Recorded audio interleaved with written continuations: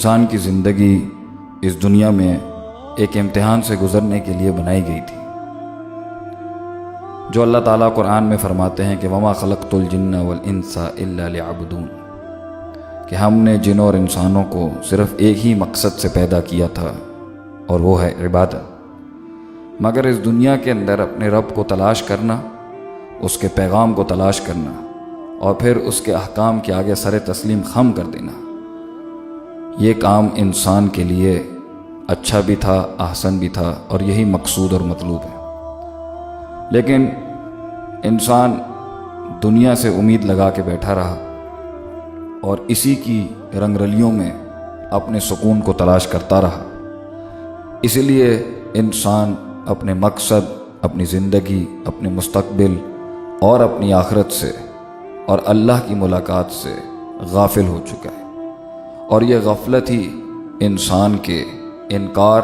اس کی ہٹ درمی اور اس کے تکبر کا باعث بنتی ہے۔ اس لیے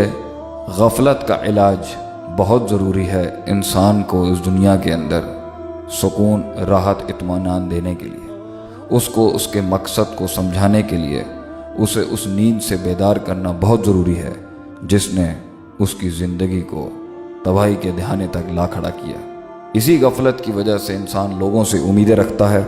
ان کی تعریفات، ان کی ترجیحات، ان کے پیار، ان کے سجدوں کی امید رکھتا ہے، اور نہ ملنے پر انسان مایوس اور رسوا ہو جاتا ہے۔ جبکہ جو اللہ سے امید رکھتا ہے اسے دنیا کا کوئی غم نقصان نہیں پہنچا پاتا، کیونکہ جو اسے اس دنیا میں نہیں ملا اسے پتہ ہے اللہ تعالیٰ اسے آخرت میں دے دیں گے، اور جسے اللہ ہی چاہیے ہو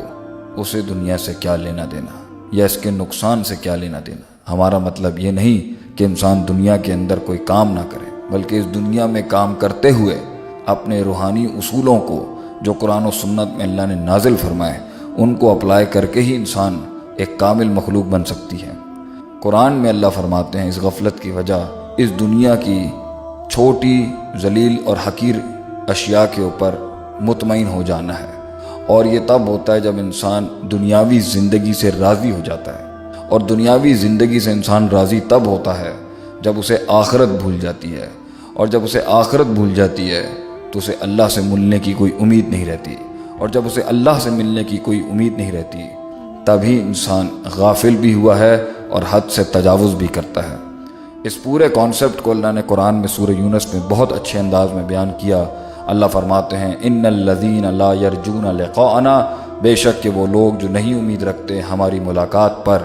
وردوا بالحیات الدنیا، اور پھر اس دنیا کی زندگی سے راضی ہو جاتے ہیں، واطمأنوا بہا، اور صرف راضی نہیں ہوتے اس پر اطمینان کر بیٹھتے ہیں، والذین ہم عن آیاتنا غافلون، یہی وہ لوگ ہیں جو ہماری آیات سے غافل ہوتے ہیں، اور یہی